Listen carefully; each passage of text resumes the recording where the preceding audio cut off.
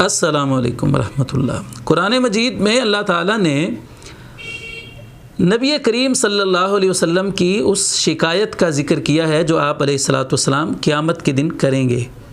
وقال الرسول یا ربی ان قوم اتخذوا هذا القرآن مہجورا۔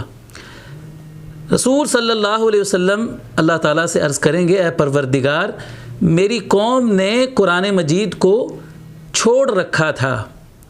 امام ابن قیم رحمہ اللہ فرماتے ہیں کہ قرآن مجید کو چھوڑنے میں 5 باتیں شامل ہیں۔ قرآن مجید کا سننا چھوڑ دینا، اس کی تلاوت نہ سننا۔ دوسرے نمبر پر قرآن مجید کا عمل چھوڑ دینا، اس کے مطابق عمل نہ کرنا۔